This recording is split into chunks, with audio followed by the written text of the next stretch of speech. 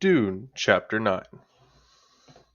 Many have remarked the speed with which Muad'Dib learned the necessities of Arrakis. The Bene Gesserit, of course, know the basis of this speed. For others, we can say that Muad'Dib learned rapidly because his first training was in how to learn, and the first lesson of all was the basic trust that he could learn.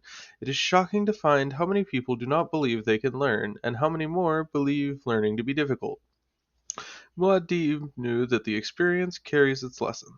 Knew that every experience carries its lesson. From The Humanity of Muad'Dib by the Princess Irulan.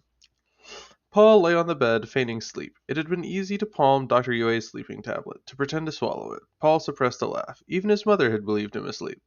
He had wanted to jump up and ask her permission to go exploring the house, but had realized she wouldn't approve it.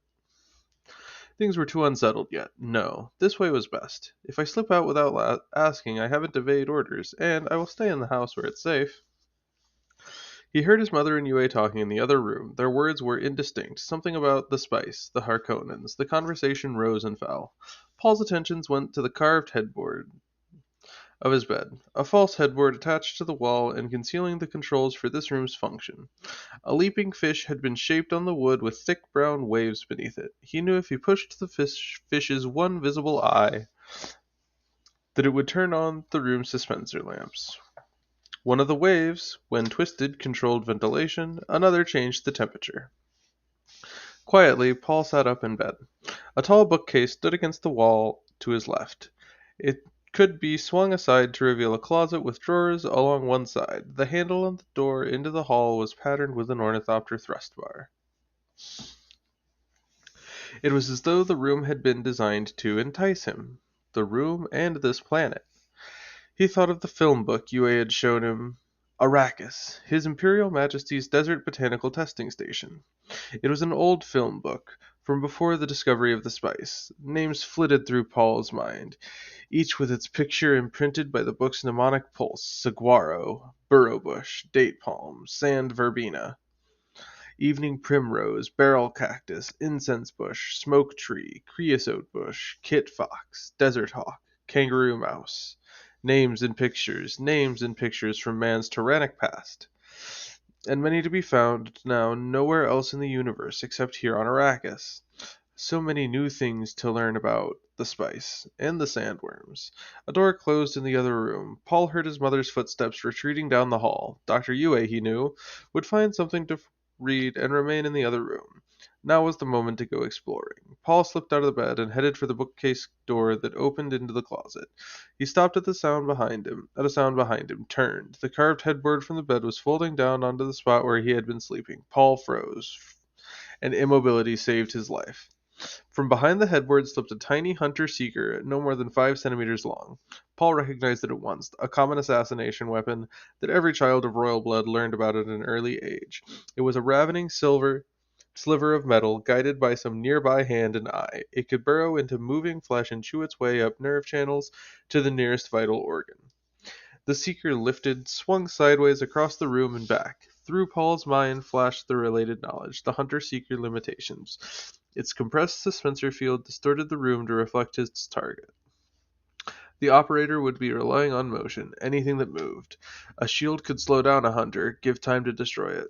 Paul had put aside his shield on the bed. Lasguns could knock them down, but lasguns were expensive and notoriously cranky of maintenance. And there was always the peril of explosive pyrotechnics.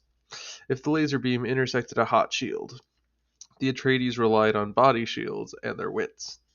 Now, Paul held himself near catatonic immobility, knowing he had only his wits to meet this threat. The hunter-seeker lifted another half-meter. It rippled through the slatted light from the window blinds back and forth, quartering the room. I must try to grab it, he thought. The dispenser field will make it slippery on the bottom. I must grip tightly. The thing dropped up half-meter, quartered to the left, circled back around the bed. A faint humming could be heard from it. Who's operating that thing? Paul wondered. It has to be someone near. I could shout for Yueh, but it would take him the instant the door opened. The hall door behind Paul creaked. A rap sounded there. The door opened. The hunter-seeker arrowed past his head toward the motion. Paul's right hand shot out and down, gripping the deadly thing. It hummed and twisted in its hand. but his muscles were locked on it in desperation. With a violent turn and thrust, he slammed the thing's nose against a metal door plate. He felt the crunch of it as the nose eye smashed and the seeker went dead in his hands. Still he held it, to be certain. Paul's eye came up and met the open stare of total blue from the Shadout Mapes. "Your father has sent for you," she said. "There are men in the hall to escort you." Paul nodded, his eyes and awareness focusing on the old woman in a sack-like dress of bondsman brown. She was looking now at the thing he clutched in his hands. "I've heard of such like," she said. "It would have killed me, not so?" He had to swallow before he could speak. "I was its target." "But it was coming for me." "Because you were moving." And he wondered, who is this creature? "Then you saved my life," she said. "I saved both our lives." "Seemed like you could have let it have me and made your own escape," she said. "Who are you?" "The Shadout Mapes. Housekeeper." "How did you know where to find me?" "Your mother told me. I met her at the stairs to the weirding room down the hall." She pointed to her right. "Your father's men are still waiting." Those will be Hawat's men, he thought. We must find the operator of this thing. "Go to my father's men," he said. "Tell them I've caught a hunter-seeker in the house, and they're to spread out and find the operator. Tell them to seal off the house and its grounds immediately. They'll know how to go about it. The operator's sure to be a stranger among us." And he wondered, could it be this creature? But he knew it wasn't. The seeker had been under control when she entered. "Before I do your bidding, manling," Mapes said, "I must cleanse the way between us. You've put a water burden on me that I'm not sure I care to support. But we Fremen pay our debts, be they black debts or white debts. It's known to us that you've a traitor in your midst. Who it is we cannot say, but we're certain of it. Mayhap there's a hand guided that flesh cutter. There's the hand that guided that flesh cutter." Paul absorbed this in silence. A traitor. Before he could speak, the odd woman whirled away and ran back toward the entry.